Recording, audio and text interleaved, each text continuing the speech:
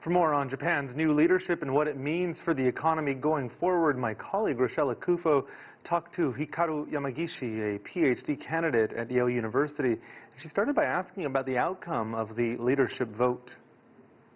The leadership vote was primarily between three candidates: Yoshihide Suga, Fumio Kishida, and Shigeru Ishiba. The one who won, Suga, is the chief cabinet secretary. He won 70% of the votes. It was somehow unexpected given Kishida, who came in second place, was expected more by the establishment and perhaps the former Prime Minister Abe, and Ishiba was seen as a rank-and-file favorite. Now, how the vote works is that there are 534 votes, 74% of them from the ministers in legislative office, and then the rest from rank-and-file LDP party members. And both sides overwhelmingly voted for Suga by the end, so that was a little bit of a surprise. And we expect him to be in office on September 16th in 2 days. And it's certainly interesting because, as we saw, as you mentioned, he was Shinzo Abe's chief cabinet secretary for about 8 years. But unlike Abe, didn't come from any sort of political dynasty. In fact, his parents were, one was a teacher, one was a strawberry farmer. He comes from a small village. How do you think that experience of sort of working his way up in the ranks will really serve him in terms of his leadership? Yeah, so in his style, he's a distinct curmudgeon. He's very tenacious, and he's known as this very details-oriented workaholic.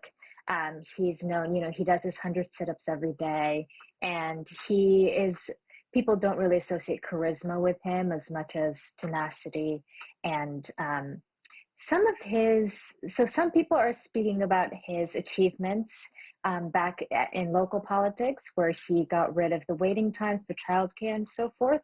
But from what he has said, he has been distinctly talking about continuing Prime Minister Abe's legacy, continuing on with his economic policies. And it's definitely a choice of a path of less resistance than trying to do something new. So as much as his small town upbringing and origin, especially compared to the other two rivals, by the way, they both took over their fathers' dynasties as well.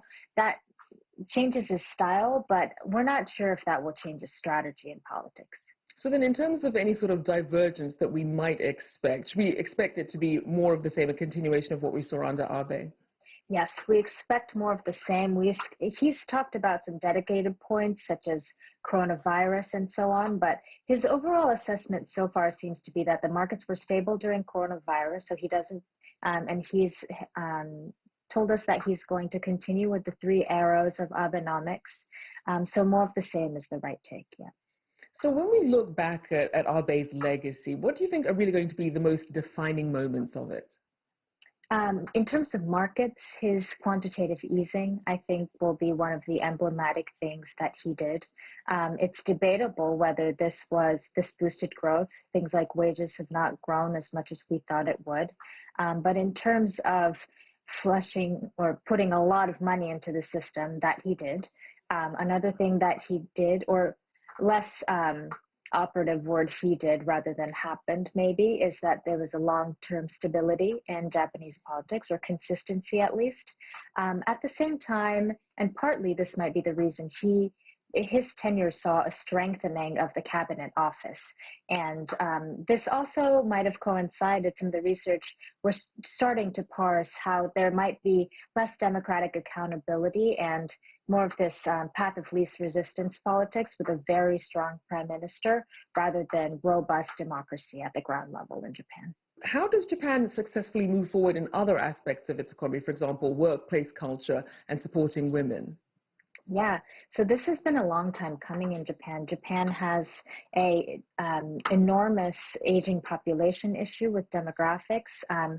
Women in the labor force, half of them are not full-time employed in a career trajectory employment pattern.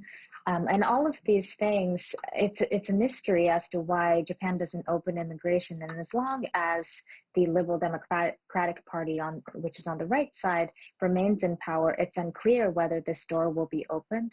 Other things like women's performance in the market, as much as Womenomics became a buzzword at a certain point, a ground level understanding of a culture shift and a woman's place in offices, there's much to be desired. Policies like women being able to have their own last names.